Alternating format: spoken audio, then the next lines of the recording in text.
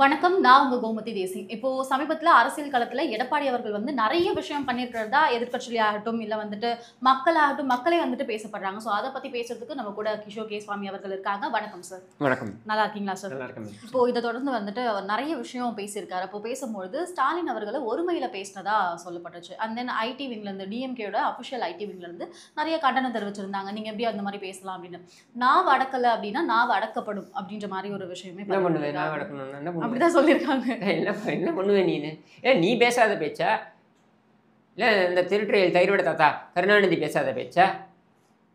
இல்ல இந்த தற்கூரி ஸ்டாலின் பேசாத பேச்சா? இல்ல இந்த உதவாநிதி பேசாத பேச்சா? இவர்கள் எல்லாம் மற்ற தலைவர்களை பேசாத பேச்சா? ஒருமையில் காமராஜரை பற்றி கருணாநிதி பேசலையா? ஓய்விடு அப்படின்னு சொல்லலையா? உனக்கு வயதாகி விட்டது ஓய்விடுன்னு சொல்லலையா கருணாநிதி? ஏன் இந்த இந்திரா காந்தி அம்மையாரை பார்த்து மாதவிடாய் ரத்தம்னு பேசலையா இவங்க? எவ்வளவு கேவலம் இதெல்லாம் பேசலையா இவங்க? ஸ்டாலின் தானே விதவைகள் ஓய்வூதியம் எங்களுடைய தந்தையோட ஆட்சியில் வழங்கப்படுகிறது, நீ லைனில் நின்று வாங்கிக்கன்னு சொல்லலையா? இது எவ்வளவு கேவலம் இதெல்லாம். நீ இங்கே பேசாத பேச்சா? எடப்பாடி பழனிசாமியை எவ்வளவெல்லாம் பேசியிருக்கிறார்கள். டெட் பாடி இப்படிலாம் பேசியிருக்காங்களா? எடப்பாடி டெட் பாடி பேசினாங்களா இல்லையா? அவருடைய தாயார் எவ்வளோ மோசமாக பேசினாங்க. எடப்பாடி பழனிசாமி அவர்களுடைய தாயாரை எவ்வளவு மோசமாக பேசினாங்க இவங்க. இது அந்த ஸ்பெக்ட்ரம் ராஜா என்ற அயோக்கிய பையனை பேசினா இப்போ இவ்வளோ பேர் இவ்வளோவெல்லாம் பேசும்பொழுது எங்கே சென்றார்கள் இவர்கள்? நான் திமுக ஐடி விங்க விட்டுருக்கேன், அது ஒரு சாக்கடை.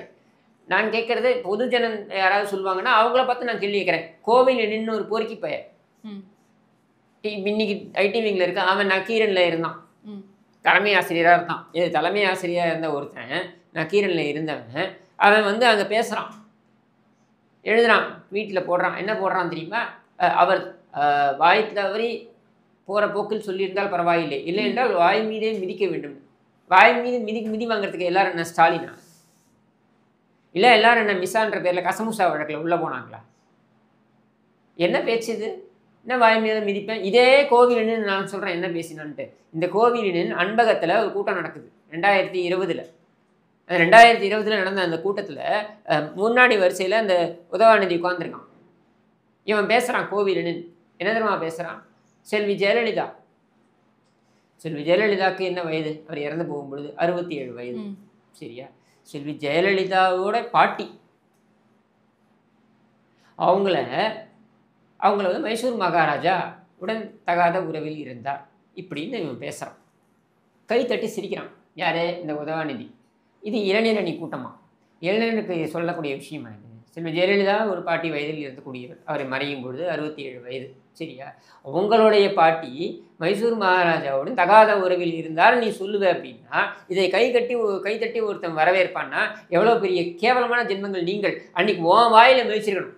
ஏன்னா அன்றைக்கி அதிமுக ஆட்சி மிதிக்கா விட்டதன் பலன்தான் நீ எல்லாம் இன்றைக்கி பேசி தெரியல. நம்ம சொல்லலாம்ல. இது என்ன எனக்கு புரியல. இது என்ன? வாயிலில் மிதிப்பேன், அடிப்பேன், உதைப்பேன், நாவ் அடக்கப்படும். நீ யார் முதல்ல? உங்கள் நாவை 60களிலே அடக்கியிருக்க வேண்டும். உங்கள் நாவை 70களிலே அடக்கியிருக்க வேண்டும். அடக்கினார். அடக்கிய கட்சி அதிமுக. இந்த மிரட்டல் உருட்டல்லாம் எங்கள்கிட்ட வச்சுக்கூடாது. நான் சொல்கிறேன், ஸ்டாலினா நீ வா போன்னு தான் நான் பேசுவேன். என்ன பண்ணுவேன்? இந்த உதவாநிதியை கழிச்சடன்னு சொல்லுவேன், தற்கூரின்னு சொல்லுவேன். என்ன பண்ணுவேன்? ஒருபடி மேலே போய் சொல்கிறேன், பொறுக்கி பையன்னு சொல்கிறேன். என்ன பண்ணுவேன்? என்ன பண்ணுவேன்? துணை முதலமைச்சர் சார் இருந்துட்டு போட்டோம், எனக்கு என்ன? அது மக்களுடைய பிரச்சனை, என் பிரச்சனை கிடையாது. அதனால் எல்லாரையுமே நீங்கள் மிரட்ட முடியாது. மரியாதை என்பது நீ உன்னுடைய செயல்களின் மூலம் சம்பாதிக்க வேண்டியது. நீ மிரட்டி வாங்கக்கூடியது கிடையாது. இது மட்டும் இல்லாமல் இப்போ ஒரு சின்ன ஒரு குவாட் ட்வீட்டில் இதாச்சு. என்ன அப்படின்னா டிஸ்கிரிப்ஷன் மாதிரி, good leader need a political understanding and experience to run the government. கேட்டிருக்கீங்களா? யார் சொன்னான்னு தெரியுமா? திவ்யா சத்யராஜ். அவங்க சொல்லியிருப்பாங்க. என்ன அப்படின்னா ஒரு இன்டர்வியூ ஒன்று கொடுத்துருப்பாங்க. அதில் ஒரு கிளிப்பை மட்டும் கட் பண்ணி அவங்களோட பேஜில் ஒன்று போட்டிருப்பாங்க. அதில் இந்த குவாட் மேலே இருக்கும். என்ன அப்படின்னா எந்த ஒரு மெடிக்கல் டாக்டர்ஸுமே ஃப்ரெஷர்ஸ் கிட்ட போய் ஊசி போட்டுக்க மாட்டாங்க, பயப்படுவாங்க. அதே மாதிரி தான் உதயநிதி அவர்களும். அவங்க அரசியலில் படிப்படியாக கற்றுட்டு இருக்காங்க, படிப்படியாக தான் வருவாங்க. அப்போ ஒரு 60 வருஷத்துக்கு அப்புறம் தலைவராக வர சொல்லுங்க. யார் வேண்டாம்னது? உங்களுடைய கூற்றுப்படியே அனுபவத்தின் அடிப்படையில் தான் ஒரு தலைவர் உருவாக வேண்டும் என்றால் இது எப்படி உதவாநிதி தலைவரானா? நான் 5 ஆண்டுகளுக்கு முன்னர் கிறுக்கம் மாதிரி சிரிச்சுக்கிட்டு என்ன சொன்னாங்க? நான் அரசியலுக்குள்ளே வரமாட்டேன்னு தானே சொன்னான். அதுக்கப்புறம் வந்தானா? வந்ததுக்கப்புறம் என்ன சொன்னான்னா? எம்எல்ஏ ஆக மாட்டேன்னு சொன்னானா? அதுக்கப்புறம் என்ன சொன்னான்? நான் அமைச்சர் ஆக மாட்டேன்னு சொன்னானா? இப்போ இத்தனையும் ஆகிட்டு உட்காந்துருக்கான்ல இங்கே. ஆமா. என்ன அடிப்படையில் இவன் வந்தான் சொல்லுங்கள்? மக்களுக்காக நீ என்ன சேவை செய்தாய் என்று நீ வந்து சரி எம்எல்ஏ மக்கள் வந்து ஓட்டு போட்டு உன்னை தேர்வு பண்ணிட்டாங்க, தேர்வு செஞ்சுட்டாங்கன்னு வைங்க. ஏன்னா அந்த கட்சியில் நீ நிற்கிறீங்க அப்படின்றதுனால உன்னை வந்து ஓட்டு போட்டு தேர்வு செஞ்சுட்டாங்க. ஓகே, ஜெயபாக்கத்தையே ஒன்றும் பண்ணலையே. அவருடைய எம்எல்ஏ ஆன புதுசில் அங்கே போய் அந்த பப்ளிக் அக்கௌண்ட்ஸில் எட்டி பார்த்தேன். அது இப்போ 4 ஆண்டு முடிவில் திருப்பி போய் எட்டி பார்க்குறேன். இத்தனைக்கும் அந்த தொகுதி யார் வச்சுருந்தது? உன் தாத்தா வச்சுருந்த தொகுதி அது. உன் தாத்தா வச்சுருந்த தொகுதியில் பொது கழிப்பிடமே நீ வந்ததுக்கப்புறம் தான் அது எப்படி இருக்குன்னு எட்டி பார்க்குற அளவில் அது இருக்குது. எட்டி பார்க்குறது உன் புத்தி, அது வேறு விஷயம். சொல்கிறேன் நான், இப்படி தான் இருக்குது அப்படின்னா அப்போ நீங்கள் யோசிச்சு பாருங்கள். இவன் தாத்தாவே எதுவும் கிழிக்கல, இவங்க அப்பா கேட்கவே வேண்டாம். சரியா? 50 ஆண்டுகளாக அவருடைய அரசியல் பயணம் அப்படின்ட்டு எனக்கு தெரிந்தது. இவர் ஒருத்தர் பல்லவன் டிரான்ஸ்போர்ட்டில் இருக்கார், 40 வருஷமாக பஸ் ஓட்டிகிட்டு இருக்காரு. அவரும் பயணிச்சுன்னு தான் இருக்காரு 40 வருஷமாக. டெய்லி பஸ்ஸில் உட்கார்றாரு, பயணிக்கிறாரு. அவரோடதையும் ஒரு மிகப்பெரிய பயணம் தான். அதனால் என்ன பயணம்னா என்ன பண்ணீங்க நீங்கள்?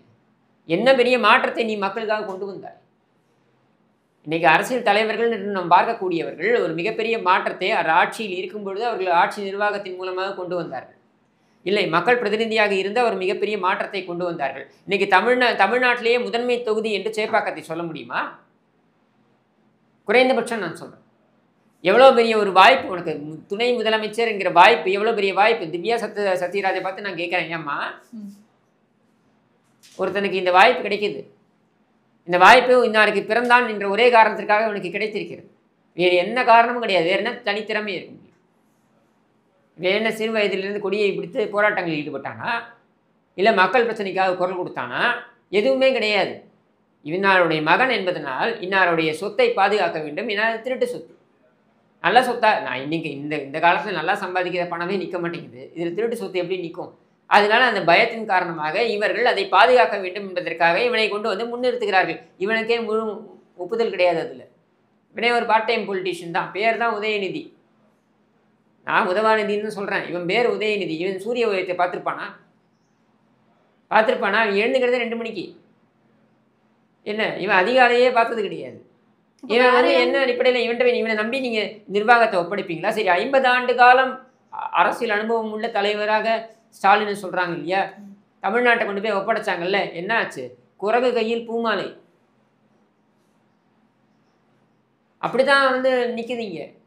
யாருக்கு பயன் வந்தது இந்த ஆட்சியால் சொல்ல சொல்லுங்கள். திவ்யா சத்யராஜை பார்த்து நான் கேள்வி கேட்குறேன். இந்த நிர்வாகத்தில், இந்த துறையில் இந்த செயல்பாடு சிறப்பாக இருக்கிறதுன்னு ஒரே ஒரு துறையை எடுத்து காமிக்க சொல்லுங்கள். போகிற போக்கில் எதை வேணாலும் பேசிடக்கூடாது. ட்ரெயின்டான ஆளுங்கள்கிட்ட தான் போவாங்கன்னு. உனக்கு என்னமா தெரியும் அரசியல் பற்றி? உனக்கு என்ன தெரியும்? உனக்கு தெரிஞ்ச அளவு, இன்னும் படி மேலே போய் சொல்கிறேன், உனக்கு தெரிஞ்ச அளவு கூட உதவாநிதிக்கு தெரியாது. அவன் துணை முதலமைச்சர், அவன் அடுத்த திமுக தலைவர், அடுத்து அவன் தலைவராக வருவான். சரியா? இது எதனால் வரான்? ஒரே காரணம் தான், மக்களுக்காக எதையும் செய்து வரவில்லை, இன்னாருக்கு பிறந்தான் என்பதனால் அவன் வரான், அவ்வளவுதான். இது எப்படி நீ நியாயம் கற்பிக்கிற? இதே திவ்யா சத்யராஜை கொண்டு போய் திரைத்துறையில் சத்யராஜோடைய மகள் என்கிற ஒரே காரணத்துக்காக கொண்டு போய் திணித்தால் நினைக்கவே வரல அந்த அம்மாவுக்குன்னு வைங்க. ஒரு பேச்சுக்கு சொல்கிறேன் நான். அந்த அம்மாவை திணிச்சா ஆடியன்ஸ் ஏற்றுப்பாங்களா? சத்யராஜுக்கு பிறந்தார் என்பதனால் என்னை ஏற்றுக்கொள்ள வேண்டும் இவங்க வாதிடுவாங்களா? அரசியல் அதை பண்ணுறாங்கல்ல, அதுதான் சொல்கிறேன். அது தப்புன்றது தான் நம்ம எடுத்து சொல்கிறோம். இதை மக்கள்கிட்ட கொண்டு போய் சேர்க்க வேண்டியது நம்மளுடைய கடமை. தந்தையோடைய பண்புகளை மகன் கொண்டிருப்பான் அப்படின்றதுனால தான் கருணாநிதி என்கிற நபர் எனக்கு பிடிக்கலன்னாலும் கூட ஒரு அரசியலில் நீண்ட காலம் பயணித்தவர். சரியா? பல வெற்றிகளை கண்டவர். அப்போ அவருடைய அந்த பண்புகள் அப்படியே ஸ்டாலினுக்கு இருக்கும், அது அப்படியே உதயநிதிக்கு வரும், அது அப்படியே இன்பநிதிக்கு வரும் அப்படின்னு நினைக்கக்கூடியது இருக்கு இல்லையா? இது நம்ம டியூன் ஆகிட்டோம் இந்த மாதிரியான ஒரு தாட் ப்ராசஸ்க்கு. நேருவின் மகள் என்றால் அதே பண்புகளை கொண்டிருப்பார், அப்போ அவருடைய மகன் என்றால் அதே பண்புகளை கொண்டிருப்பார், அவருடைய மகன் என்றால் அதே பண்புகளை கொண்டிருப்பார், இப்படின்றதுலாம் நம்ம டியூன் ஆகிட்டோம். நமக்கு புரிய மாட்டேங்குது. நேருங்கிற நபர் அவருக்கு இருக்கக்கூடிய உயர் பண்புகள் வேற, இந்திரா காந்தி என்கிற நபர் அவருக்கு இருக்கக்கூடிய பண்புகள் என்பது தனித்துவம் வாய்ந்தது. இதோட நம்ம சேர்த்து பார்க்கக்கூடாது அப்படின்னு நமக்கு தெரியல. ஆக்சுவலாக நீங்கள் சொன்னது கரெக்ட் சார். ஏன் அப்படின்னா, இப்போ ரீசெண்ட் டைமில் ஒரு வீடியோ ஒன்று வந்துருந்துச்சு. அவருக்கு வந்துட்டு ஒரு 70 வயசு அந்த மாதிரி இருக்கும். நீங்கள் வந்துட்டு திமுகவை மறுபடியும் சூஸ் பண்ணுவீங்களான்னு கேட்டால், ஸ்டில் அவர் என்ன சொல்றாரு அப்படின்னா, ஆமா நாங்க எவ்வளவு கஷ்டப்பட்டாலும் என்ன பண்ணாலும் நாங்க அவரை தான் சூஸ் பண்ணுவோம் அப்படின்றாங்க. ஏன் பீப்புளோட மைண்ட் செட் இந்த அளவுக்கு இருக்கு அப்படின்ற மாதிரி இருக்கு? இல்ல அது வந்து ஒரு கட்சி மீது இருக்கக்கூடிய பிடிப்பு. இப்ப நீங்க என்ன கேட்டீங்கன்னா, என்ன செஞ்சாலும் நான் வந்து ரெட்டையில அதிமுக அப்படின்றத வந்து என்னுடைய அது வந்து எனக்கு இருக்கக்கூடிய பிடிப்பு. இது சரியா இல்லையான்றது வேற ஒரு வாதம். ஆனால் இந்த வாரிசு அரசியல் இருக்கு பாருங்க, இது வந்து நிறைய பேர் என்ன கேட்குறாங்கன்னா, வாரிசு அரசியல் வந்து தவறா, நான் வாரிசாக இருந்தால் நான் அரசியல் வரக்கூடாதா அப்படின்ட்டு. அப்படி யாரும் சொல்லலை. வாரிசு அரசியல் என்பது தவறே கிடையாது. ஏன்னா யார் வேண்டுமானாலும் அரசியலுக்குள்ள வரலாம், அது தவறு கிடையாது. ஆனால் வாரிசுக்காக அரசியல் என்று மாறும்பொழுது தான் அங்கே தவறுன்னு வருது. நான் வாரிசுக்காக இந்த அரசியலை மாற்றி அமைப்பேன், என்னுடைய கட்சியுடைய தன்மையே நான் மாற்றி அமைப்பேன் அப்படின்ட்டு இருக்கு இல்லையா? இன்னைக்கு ஏன் ராமதாஸ் அவர்களுக்கும் அன்புமணி ராமதாஸ் அவர்களுக்கும் அந்த பிரச்சனை ஏன் வருது? அவர் ஏன் சொல்றார் நான் தவறு செய்து விட்டேன்? ஏன் அவர் சொல்றார்? ஏன்னா அவரை பொறுத்த வரைக்கும் நான் இந்த கட்சி என்னுடைய கட்டுப்பாட்டில் இருந்த வரைக்கும் நான் நினைத்தது அப்படின்றத நான் வளர்த்தவர்கள் நான் யாரால் வளர்ந்தேனோ அல்லது நான் யாரை வளர்த்தேனோ இவங்க எல்லாரையும் நான் வந்து இந்த அரசியல் கோப்புக்குள்ளே நான் கொண்டு வரேன். ஆனால் என் மகன் என்று நான் வந்து கொண்டு வந்து திணித்த பொழுது அது அது வேற ஒரு கட்டத்துக்கு போகுது. அப்போ இந்த கட்சியுடைய அடிப்படை தன்மை வந்து இழப்பதற்கான வாய்ப்புகள் அதிகமாக இருக்குது அப்படின்ட்டு. வேற ஒன்றுமே கிடையாது. ஏன் நீங்கள் இப்போ காமராஜர், அண்ணாதுரை எல்லாரும் காமராஜரை எளிய மனிதர்னு சொல்கிறாங்க. காமராஜருக்கு நிகராக எளிய மனிதராக இருந்தவர் பேரறிஞர் அண்ணா. காமராஜர் மக்களுடைய பாங்கான ஒரு தலைவர், பேரறிஞர்னு நான் சொல்ல மாட்டேன். ஏன்னா ஆனால் அண்ணா அவர்கள் அவருடைய ஸ்பீச்சஸ்லாம் நான் பார்த்ததுனால சொல்கிறேன், உண்மையிலேயே அறிஞர். அதே சமயத்தில் எளிமை என்று வரும்போது இருவருமே எளிமையான தலைவர்களாக இருந்தாங்க. அவங்க நினச்சிருந்தா அவங்களுடைய வாரிசுகள் கொண்டு வந்துருக்க முடியாதா? அவங்களுக்கு சொந்த குழந்தைங்க இல்லைனாலும் அவங்களுடைய உறவு முறைகள் இருந்தாங்க, அவங்களை கொண்டு வந்திருக்கலாமே, முன்னிலைப்படுத்தியிருக்கலாமே. அவங்க ஏன் அதை பண்ணலை, ஏன் செய்யலைன்னா அது அந்த அவங்களுடைய இயக்கத்தின் தன்மையே பாதித்து விடும் என்பதனை அவர்கள் புரிந்து வைத்திருந்தார்கள். ஏன் அவங்களா விருப்பப்பட்டு அவங்களா முட்டி மோதி வருதுன்றது வேற. இப்போ காமராஜரே ஃபீல் பண்ணார் பிற்காலங்களில். ஏன் ஃபீல் பண்ணார்? நான் இந்திரா காந்தியை கொண்டு வந்து தவறு செய்து விட்டேன், நான் முன்னிலைப்படுத்தி தவறு அந்த காலத்தில் நீங்கள் பார்த்தீங்கன்னா அவங்கள இந்திராவுக்கு வைக்கப்பட்ட பேர் என்ன தெரியுமா? சிண்டிகேட் காங்கிரஸ் என்று அந்த பெரிய தலைவர்கள்லாம் வந்தாங்க. இந்த பெரிய தலைவர்கள்லாம் இந்திரா காந்திக்கு கொடுத்த பெயர் வந்து குங்கி குடியா. குங்கி குடியா என்றால் பொம்மை. நாங்கள் நினைத்தபடி இந்த பொம்மையை நாம் ஆட்டி படைக்கலாம் என்று நினைத்துதான் கொண்டு வந்தாங்க. சரியா? அப்போது ஆனால் அது நடக்காமல் போச்சுன்றது வேற விஷயம். இருந்தாலும் நீங்கள் அந்த எண்ண ஓட்டத்தின் அடிப்படையில் தான் கொண்டு வந்து திணிக்கிறீங்க. அப்போ உண்மையிலேயே இந்திரா காந்தி அவர்கள் திறமையானவர் என்பதனால் நீங்கள் கொண்டு வந்து திணிச்சிங்களா? கிடையாது. அப்போ அது தப்பு தானே? அது தப்பு தானே? அதுக்கப்புறம் இந்திரா காந்தி அம்மையார் தன்னுடைய திறமையை வளர்த்து கொண்டாருன்றதெல்லாம் வேற. At what cost? நீங்கள் எக்ஸ்பெரிமெண்ட் பண்ணீங்க, நீங்கள் சோதனை செய்கிறீர்கள். யாரை வைத்து சோதனை செய்கிறீர்கள்? மக்களை வைத்து நீங்கள் சோதனை செய்கிறீர்கள். இது தவறு. யார் செய்திருந்தாலும் தவறு. சரியா? அந்த சமயத்தில் அதே சமகாலத்தில் நேருவுக்கு அப்புறம் திறமையான தலைவர்கள் இருந்தாங்க. ஆனால் அவர்களை எல்லாம் நீங்கள் முன்னிலைப்படுத்தலை. அன்னைக்கு காங்கிரஸ் வந்து தன்னை சுய பரிசோதனை செய்து கொள்ள வேண்டிய நேரம் ஏற்பட்டிருக்கும், அவசியம் ஏற்பட்டிருக்கும். இப்போ நீங்கள் அதிமுக இருக்கு, எம்ஜிஆர் அவர் இறந்துட்டாரு, சண்டை 5 பேர் 6 பேர் சண்டை போடுறாங்க. ஜானகி அம்மையார் உட்பட 5 பேர் 6 பேர் சண்டை போடுறாங்க. ஆர்.எம். வீரப்பன், ஜானகி அம்மையார், பாவு சண்முகம், இந்த மாதிரி எல்லாரும் சண்டை போடுறாங்க. சண்டை போடும்போது நாவலர் நெடுஞ்செழியன் இப்படி அப்படின்னு கூட அங்கே செல்வி ஜெயலலிதா அப்படின்னு வராங்க. அப்போ அந்த கட்சிக்குள்ளே ஒரு கிளர்ச்சி ஏற்பட்டு அந்த கட்சிக்குள்ளே ஒரு பிரச்சனை ஏற்பட்டு அந்த பிரச்சனையிலேருந்து ஒரு தெளிவு கிடைக்குது. இந்த மாதிரியான ஒரு தெளிவு கிடைச்சிருக்கணும்.